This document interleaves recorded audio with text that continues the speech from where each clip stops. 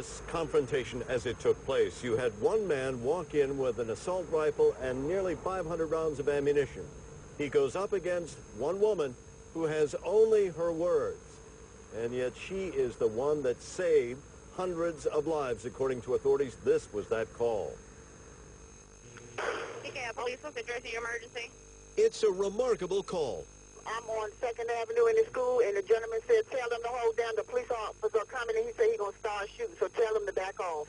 Alone in the office of an elementary school, bookkeeper Antoinette Tuff is face-to-face with a man armed with an assault rifle and close to 500 rounds of ammunition. Oh, he just went outside and started shooting. Okay. Oh, can I run? Can you get somewhere safe? Yeah, I got to go. You know, he's going to see me running and call me back. It isn't just her life on the line, but the lives of hundreds of students and staff, as well as dozens of police officers now outside.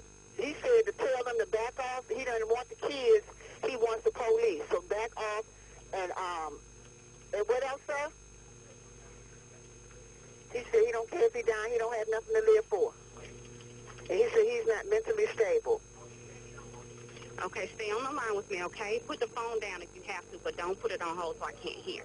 Okay. Can you tell me where you are? In the front office with him. He's got an AK-47. She's only armed with her words and puts her own life on the line. I can let them know that you have not tried to harm me or do anything with me or anything if you want to. But that doesn't make any difference. You didn't hit anybody. So, okay, let me ask you this, ma'am. He didn't hit anybody. He just shot outside the door. If I walk out there with him, so they won't shoot him or anything like that. To connect with the suspect, she pours out her own personal story of a marriage that suddenly ended. Well, don't feel bad, baby. My husband just left me after 33 years.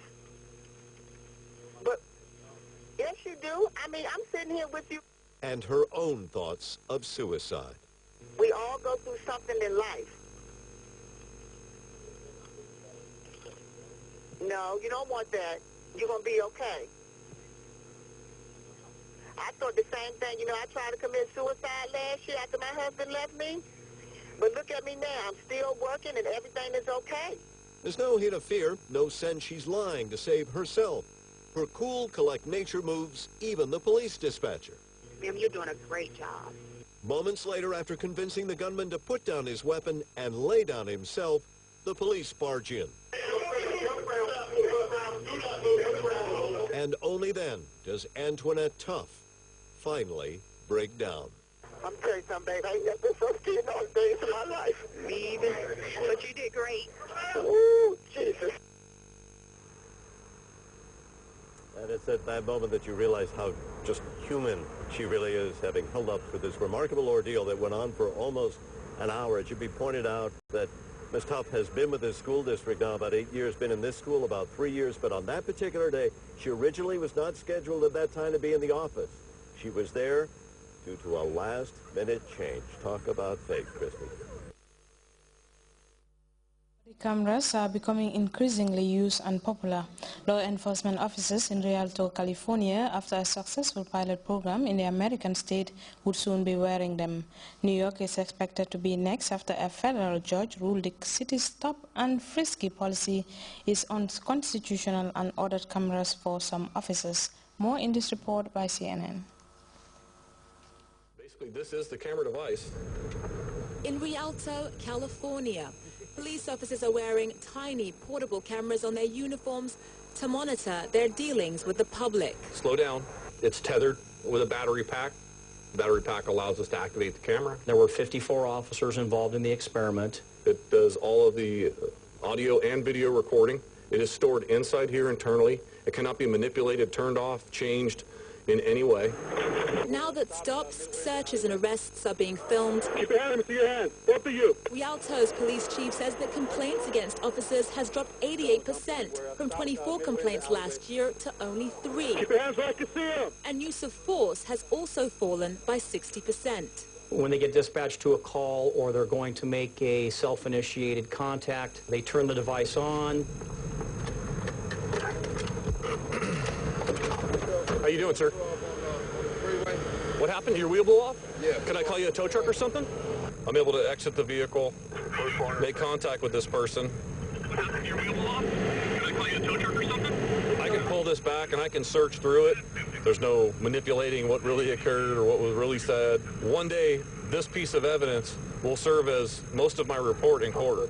But would wearable police cameras limit racial profiling, and should they be implemented in a city as big as New York? People we spoke to were divided. I think that it would help to change the relationship between the police and the people of New York City. Tax dollars can go to so many other things, fixing so many other problems in society other than the camera. The equipment was a little over $100,000 for the initial 70 cameras that we had. Think of the man hours that you can save, the time that your investigators can save on investigating all of these cases. Quite frankly, money can be better spent by the officers being out on the street. The savings that we will have will easily outweigh the cost of the equipment. I think you really have to ask yourself, as a police chief, can you afford not to do something like this? This is the future of law enforcement. So the big question now is, how do you implement wearable cameras in a city as complex as New York? There are 35,000 police officers here. The police department is 300 times larger than that of Rialto, California. Obviously, there are serious financial and policy challenges. Zane Asher, CNN, New York. Time now to join the Central Focus Office for a look at the day's weather report.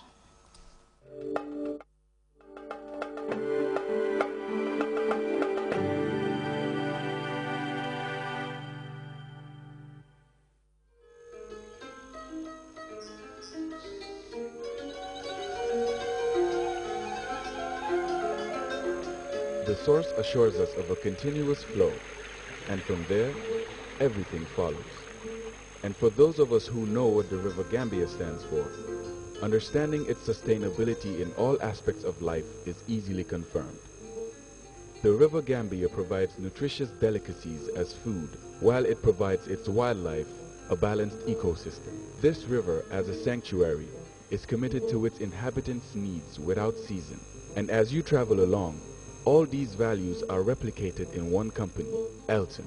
Just like the River Gambia, leads in its commitment to values that matter most. Elton, championing the vision for a new generation.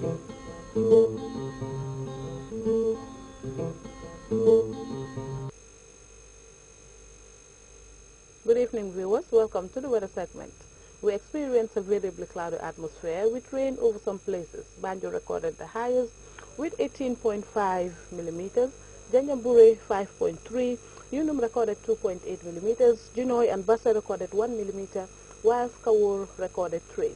The satellite picture indicates rain-bearing clouds over Nigeria border.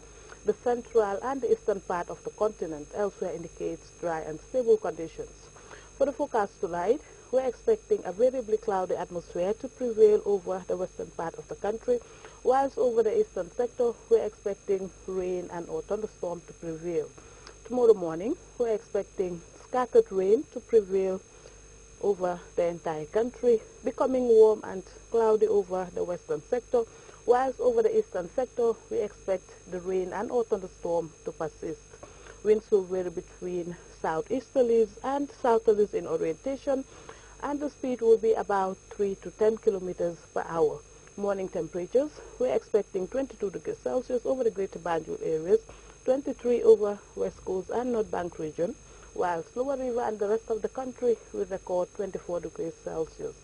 For the afternoon temperatures, we're expecting 30 degrees Celsius over the Greater Banjul areas, 32 over West Coast and North Bank region, while Lower River and the rest of the country will record 33 degrees Celsius.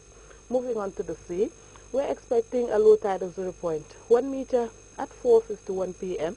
and also at 5:22 a.m. For the high tide, we're expecting 1.9 meters at 11:24 a.m. and also 1.7 meters at 11:49 p.m. Waves will vary between 0 to 1 meter, slight northeasterly swells. The sun will rise at 6:50 a.m.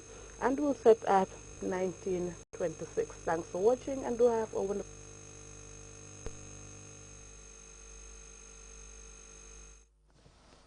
From the